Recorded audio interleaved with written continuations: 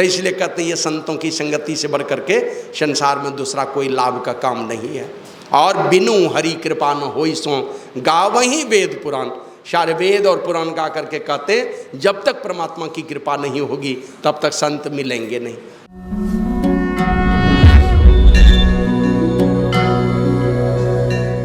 ये कहते थे साईं स्वामी मेरे हृदय हैं लेकिन मैं सामने हूँ, और विश्वास कीजिए ये महाराज मुझे अपना हृदय कहते थे, लेकिन विश्वास कीजिए मेरे जैसे लाखों साही के चरणों में माथा टेकने से वो कुछ नहीं मिलेगा जो इस चित्र के सामने में एक बार माथा टेकने से मिलेगा, है ना।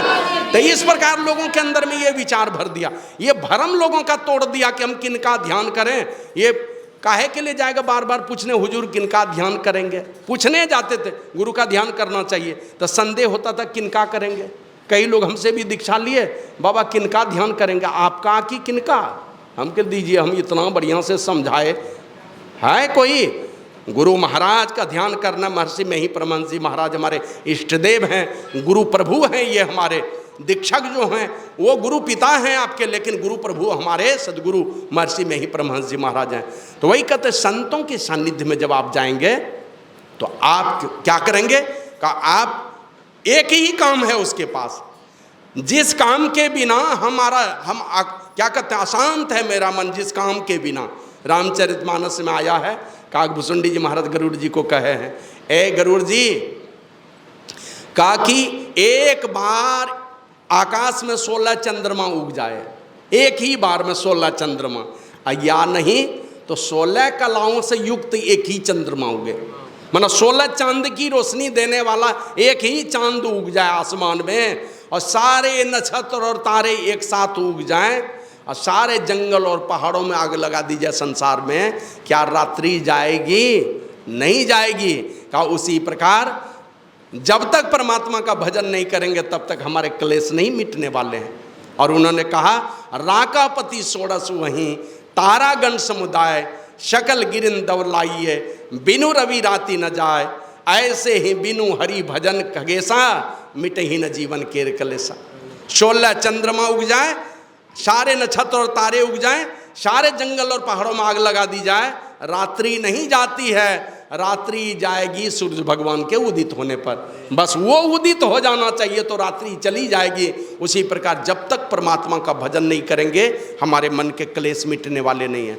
माने जीवन के सारे समस्याओं का सुलझना कहाँ पर होगा? वो परमात्मा की भक्ति में ही जाकर के होगा। जिस दिन परमात्मा की भक्ति पूरी हुई दुनिया के सारे उलझन आपके जीवन से उतर जाएंगे, सारी समस्या का निदान हो जाएगा, वहीं जाके सारी समस्या का निदान है। इधर लाख उपाय कर लीजिए, ये लाखों उपाय भी बेकाम साबित होगा जब तक परमात्मा का भजन नहीं करेंगे, आपका कल्याण होने वाला नहीं है। संतों के पास यही काम है, यही काम सिखा देते हैं। और गुरु महाराज यही कहते थे, हमारे पूर्वजों ने, हमारे मनीषियों ने, कलयुग के संतों ने, ऋषि मुनियों ने यही ज्ञान दिया हमारे माता पिता को, और हमारे माता पिता और हमारे पूर्वजों ने ये हमें समझाया कि ईश्वर भक्ति से हमारे सारे दुखों का निदान हो जाएगा। और ये सत्संग हमें ईश्वर की भक्ति ही सिखाता है। ईश्वर की भक्ति कैसे कर पाएंगे, कैसे ठीक ठीक हम परमात्मा की भक्ति कर सकेंगे, इस सत्संग में पूरा पूरा अभ्यास कराया जाता है। ये सिखाया जाता है कि परमात्मा की भक्ति कैसे करेंगे, और ये सत्संग ही हमें परमात्मा की भक्ति सिखाता है, और परमात्मा की भक्ति से हमारे सारे दुख मिट जाएंगे। इसी के लिए हम लोग सत्संग करते हैं। तो संतों के सानिध्य में जाएंगे, बस एक ही काम है, बाहरी सत्संग करके परमात्मा में प्रेम पैदा करना। पहले परमात्मा के सगुण साकार लीला में प्रेम पैदा करेगा, उनके सगुण साकार रूप में प्रेम पैदा करेगा, और अंततः उस क्या कहते हैं सर्वव्यापक, उस सर्वव्यापक निराकार स्वरूप का जो जर्रे जर्रे में, कण कण में, हर क्या कहते हैं गुरु महाराज जिसके विषय में कहे मेहदी में लाली घी दूध में फूल में बात समान हो सा राम राम। तो उस सर्वव्यापक सर्वेश्वर परमात्मा का जो निर्गुण निराकार सर्वव्यापक स्वरूप है, उस स्वरूप का भी ज्ञान करा करके और उसी परमपिता परमात्मा में मिला देने का काम ये संत लोग करते हैं। तो इसीलिए माता पार्वती को कहते हैं, ए गिरजा, संतों की संगति से बढ़कर के संसार में दूसरा कोई लाभ नहीं है। लाभ के लिए बहुत काम करते हैं, ये परमात्मा की कृपा से ही ये सामर्थ्य हमारे अंदर में आती है कि हम दूसरा काम कर सकते हैं, उन्हीं की शक्ति से। तो इसलिए कहते हैं ये संतों की संगति से बढ़ करके संसार में दूसरा कोई लाभ का काम नहीं है। और बिनु हरि कृपा न होई सो गावहीं वेद पुराण, सारे वेद और पुराण गा करके कहते जब तक परमात्मा की कृपा नहीं होगी तब तक संत मिलेंगे नहीं। उनकी कृपा होगी तो उनके चरणों में प्रेम होगा, नहीं तो वो मिलेंगे ही नहीं, मन में भाव ही नहीं पैदा होगा। और यही कारण है कि संतों की संगति में सबसे बड़ा लाभ है। तो दुनिया में एक से एक समर्पण का भाव दिखा करके लोग संतों की संगति में जाते हैं। एक बार आप लोग सुने होंगे, राजस्थान के राजा गागरे नरेश पीपाजी महाराज, ये तो राजा थे ना, संत रविदास से प्रभावित हो गए थे। सुबह हमने बताया था क्यों प्रभावित हो गए, वही माँ गंगा ने जो कंगन जो दे दिया पंडित को, पंडित ने राजा ययाति को दे दिया वो कंगन। और राजा ययाति की पत्नी को जब वो मिला है कंगन, तो जोड़ी लगाने के लिए कहाँ जाएंगे, कोई कारीगर जोड़ी नहीं लगा सका, तो संत रविदास के घर पर चले गए। तो वो कठौते से माँ गंगा को प्रकट करके दूसरा वाला कंगन दे दिया। और दूसरी बार जो वही धोती में दाग लगी थी, तो दाग छुड़ाने के लिए वो देख लिए कि जिस लड़की ने मेरे धोती को धोया उसको दिव्य दृष्टि हो गई, वो चमड़ा वाला पानी का दाग लगा था उसको दिव्य दृष्टि हो गई, ये तो बड़ी चूक हो गई मुझसे। दिया था हमें वो चमड़े का जल पान करने के लिए, हमने चमड़े का जल समझ लिया, और उस दाग को जिसने दांत से चबा करके साफ करना चाहा उसको दिव्य दृष्टि हो गई। तो इनको समझ में आ गई बात कि मुझसे बहुत बड़ी गलती हो गई। तो भागे भागे पैदल ही गए वहाँ। अब पैदल गए तो वहाँ क्या कहते हैं संत रविदास, बोले हमने सोचा था कि मुफ्त में तुमको दे दूँ ऐसी वस्तु, बहुत दिनों तक राज करता रहेगा, लेकिन तुमने उसकी कीमत नहीं लगाई, अब तुमको टहलू करनी पड़ेगी। तो राजपाट छोड़ करके वो पीपाजी महाराज राजस्थान के राजा वो भी हो गए संत रविदास के शिष्य। अब पीपाजी महाराज ने छोड़ा तो उनकी धर्म पत्नी भी सोची कि जब मेरे पति ही नहीं है तो ये घर परिवार राज पाठ क्या करेंगे भोग करके, वो भी अपने पति के पीछे पीछे चल पड़ी। और रहने लगे संत रविदास के, टहलू करने लगे। एक दिन ऐसी ही प्रेरणा आई, रामानंद स्वामी ने कहा भक्त रविदास को कि रवि चलना है तीर्थाटन करने के लिए। अब गए तीर्थाटन करने के लिए, तो संत रविदास हैं, कबीर हैं, और जो भी शिष्य थे उनके, वो लोग गए रामानंद स्वामी के साथ में तीर्थाटन करने। श्री सद्गुरु महाराज की जय। तीर्थाटन करने रामानंद स्वामी के साथ गए। ये पीपाजी महाराज भी दोनों पति पत्नी चल दिए कि चलो कब घूमने का मौका मिलेगा, ऋषि मुनियों साधु संतों की जो तपोभूमि है कब देखने का सौभाग्य मिलेगा, चलो इनके साथ में चल दिए। तो महात्मा लोग क्या करते थे, बीच बीच में कहीं पर पड़ाव डालते थे। कोई भक्त को कह दिया हम लोग इतने लोग हैं भोजन बनाओ, तो साधु तो शेर है, एक से एक भक्त हैं दुनिया में, परमात्मा सब व्यवस्था करवाते हैं।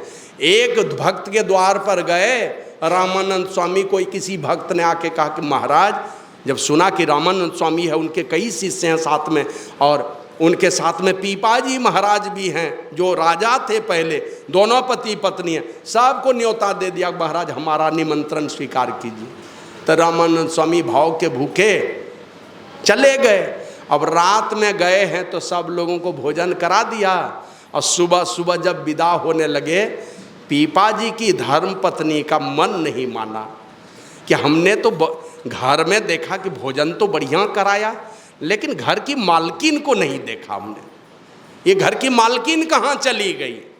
तो सब जब निकले ना, तो पीपाजी महाराज की जो धर्मपत्नी थी रानी, वो तो सब छोड़ करके रानी बनी हुई थी ना, लेकिन मन का अभिमान खत्म नहीं हुआ था। तो पीपाजी महाराज से पूछती है कि इस घर के मालकिन को नहीं देखे, तो बोला जाके पता कर लो मालकिन कहाँ गई हो तुम जानो। तो सब लोग निकले बाहर, पीपाजी महाराज की धर्म पत्नी घुस गई अंदर। अब अंदर घुसी तो घर में जाके खोजती है, कहीं एक चुटकी भी अनाज नहीं है, कुछ नहीं है घर में। तो एक कोठी देखा, वो मिट्टी वाला जिसमें अनाज रखते हैं, उस कोठी में ही हाथ डाला कि देखें इसमें क्या है। तो जैसे हाथ डाला तो पता चला उस घर की मालकिन उसी कोठी में घुसी हुई थी। तो बोला अरे तुम कौन हो? कहा मैं इस घर की मालकिन हूँ। कहा तुम यहाँ क्यों पड़ी हो? तब वो कहती कि दीदी मैं यहाँ पर बिल्कुल नंगी पड़ी हूँ। बिल्कुल नंगी हूँ इसके अंदर। कहा ऐसा क्यों? कहा कि मेरे पास कोई कपड़ा नहीं था, एक फटी हुई साड़ी थी, कल ही मेरे पति दूसरी साड़ी ला करके दिए, तो वो साड़ी मैं पहनी थी, सोची 2-4-5 दिन और कमाऊंगी तो फिर दूसरी साड़ी ले लूँगी, इसी तरह शाम सुबह कभी मौका निकाल करके स्नान कर लूँगी, 2-4 दिन बीत जाएगा तो दूसरी साड़ी मंगवा लूँगी। अब वो वाली जो फटी हुई साड़ी थी ना, उसको फेंक दिया हमने, सड़ चुकी थी वो साड़ी। अब मैं क्या करती, मेरे पति ने आपको निमंत्रण, आप लोगों को निमंत्रण दे दिया, तब मैं क्या करती, तो हमने ही तरकीब उनको बतलाया कि स्वामी आप जा करके ये मेरी वाली साड़ी बेच दीजिए और जा करके कुछ राशन सामग्री लेके आकर के खिला दीजिए, एक दिन हम लोग बंद रह लेंगे, किसी तरह इज्जत प्रतिष्ठा बचा के दूसरे दिन कोई व्यवस्था कीजिएगा, कपड़ा ला के दे दीजिएगा, इसीलिए मैं इस घर में नंगी बैठी हुई हूँ। अब ये जो कहा ना, उस रानी का अभिमान ही चूर हो गया।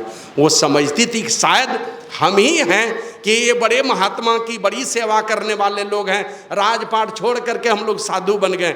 लेकिन वो दोनों पति पत्नी का जब त्याग देखा ना, इसका सारा अभिमान हेट हो गया। बस अपने पति का झोला से डफली निकाली और डफली निकाल करके पूरे नगर में नाच नाच करके 2-4 घंटा नाची होगी नगर में, बहुत सारा पैसा इकट्ठा की।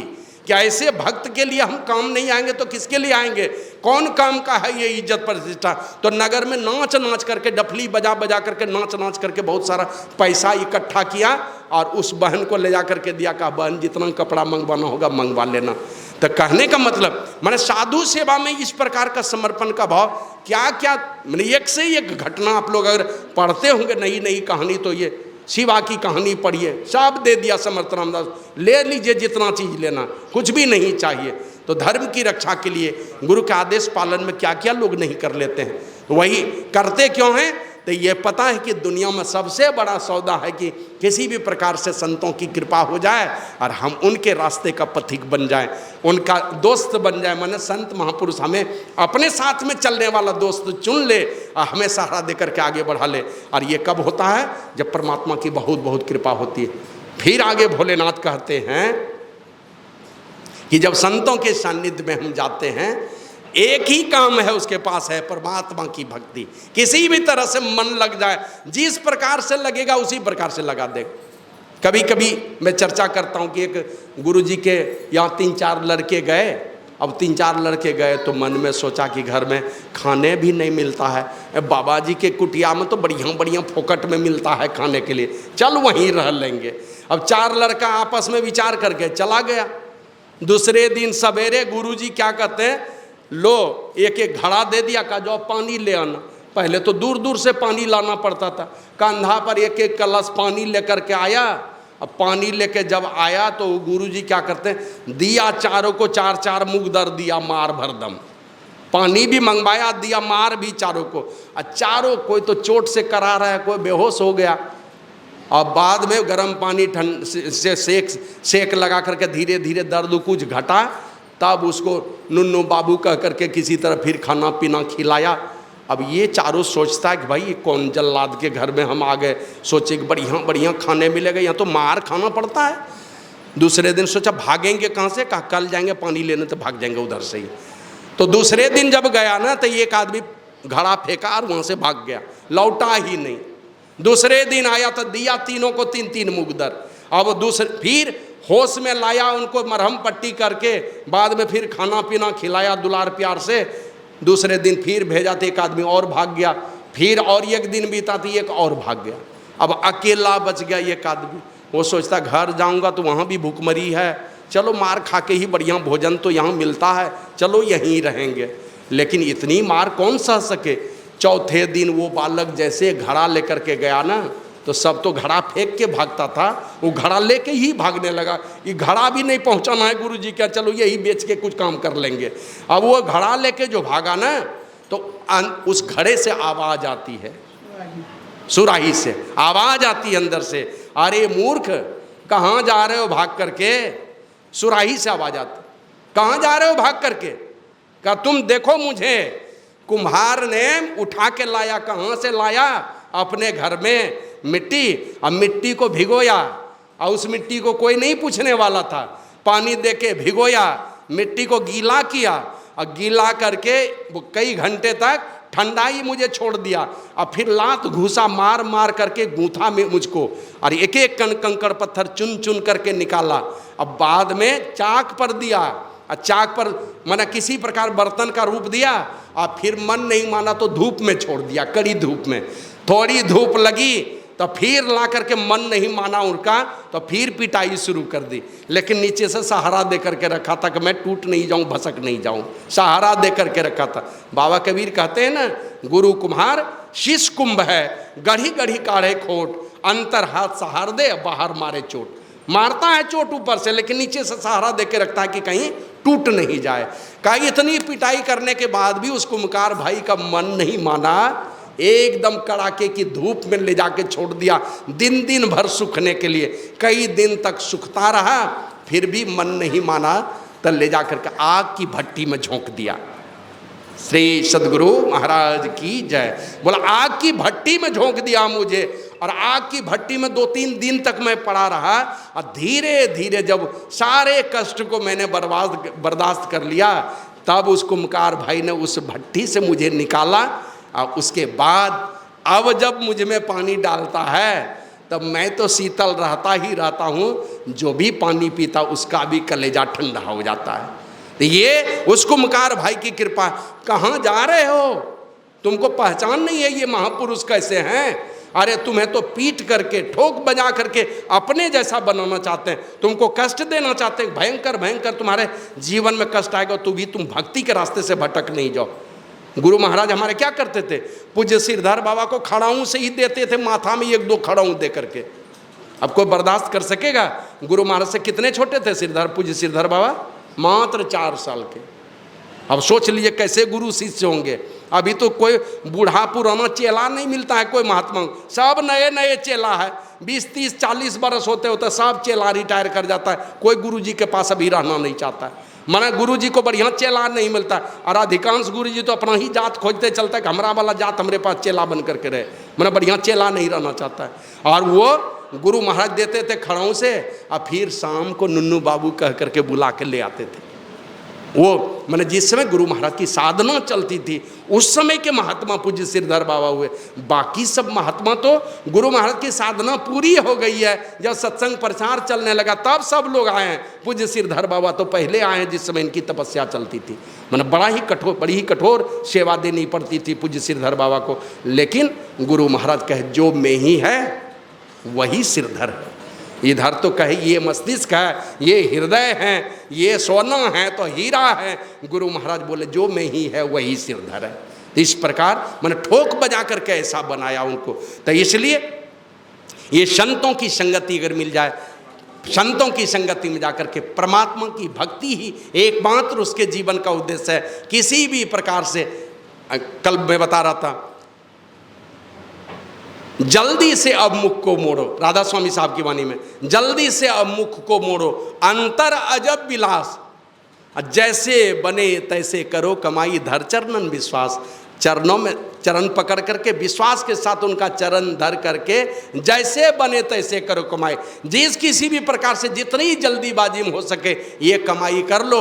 और इसके लिए कहा जल्दी से अब मुख को मोड़ो, मैंने बहिर्मुखी वृत्ति में अगर हो तो अंतर्मुखी वृत्ति में आ जाओ। मुख को मोड़ो, अंतर अजब विलास, अंतर में अजब का खेल तमाशा नज़ारा देखने को मिलेगा, लेकिन उलटना पड़ेगा, तुमको अपने अंदर चलना पड़ेगा। यही काम है संतों के पास। और संतों के सानिध्य में जाने से जो परमात्मा की भक्ति सीख करके करते हैं, तो भगवान भोलेनाथ कहते माता पार्वती को, सोई सर्वज्ञ गुणी सोई ज्ञाता, सोई महिमंडित पंडित दाता, धर्म परायण सोई कुलत्राता, रामचरण जाकर मन रहता।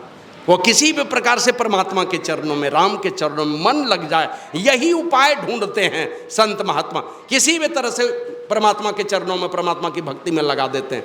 और जिनका मन लग गया, कहते हैं वही सोई सर्वज्ञ, वही सर्वज्ञ होगा, मैंने सारा ज्ञान का खजाना वो खुद ही होगा। आप लोग सुने होंगे ना, धौम्य ऋषि के आश्रम में आरुणि की कथा, एक उपमन्यु की कथा सुने होंगे। क्या करता था, देखा गुरु जी ने हट्टा कट्टा, कह रहे क्या खाते हो तुम इतने हट्टे कट्टे। अरे साधु महात्मा को थोड़ा क्या कहते हैं, टाइट शरीर होना चाहिए, लचर पचर नहीं होना चाहिए। ये बड़ा हट्टा कट्टा देख रहे हैं, क्या खाते हो? क्या गुरुदेव बस जाता हूँ भिक्षाटन करने और गुरु माता को ला के दे देता हूँ और दोहरा के चला जाता हूँ उस माँ के घर पर जो बढ़िया बढ़िया चीज़ देती है, उसी के यहाँ जाकर फिर मांग लेता हूँ। कहा ये ठीक नहीं है, किसी गृहस्थ पर दबाव देना, दोहरा के जाना बढ़िया नहीं है, नहीं करोगे ऐसा। तब कुछ और दिन बीता तो फिर कहता अभी भी हट्टे कट्टे। कहा कि गुरुदेव गौ माता को चराने जाता ना, वहीं पर थन में मुंह लगा के दूध पी लेता हूँ। कहीं तो बछड़े के साथ अन्याय करते हो, ये तो ठीक नहीं है। तो थोड़े दिन के बाद फिर देखते हैं कि अभी भी हट्टे कट्टे हो। अब क्या खाते हो? कहा कि गुरुदेव थन में मुंह लगा के दूध तो नहीं पीता हूँ, लेकिन बछड़ा लोग जब दूध पीता है ना, उसके बगल में जो झाग होता है दूध वाला फैन, वही चाट चाट करके भूख मिटा लेता हूँ। तो उस फैन में भी तो शक्ति है ना। बोले ये भी बछड़े के साथ अन्याय है, ऐसा नहीं करना। तो गलती से क्या किया उसने, देखा भूखा प्यासा अब क्या खाऊंगा, भिक्षाटन करके ही तो खाना है। और गुरुजी वो भी मना कर दिए, दूध पीने मना कर दिए, बछड़े के मुंह का फैन भी चाटना मना कर दिए। तो अब क्या करूंगा, गलती से आक का पत्ता खा लिया। आक का पत्ता खा के वो अंधा हो गया और गलती से ये कुएं में जाकर के गिरा। जब धौम ऋषि को ख्याल पड़ा अपने चेला का, उपमन्यु का, तो खोजने के लिए गए हैं। खोजते खोजते आवाज़ लगाते हैं जंगल में, कहाँ हो? तो एक कुएं से आवाज़ आती है, गुरुदेव मैं कुएं में गिर गया हूँ, मैं अंधा हो गया हूँ।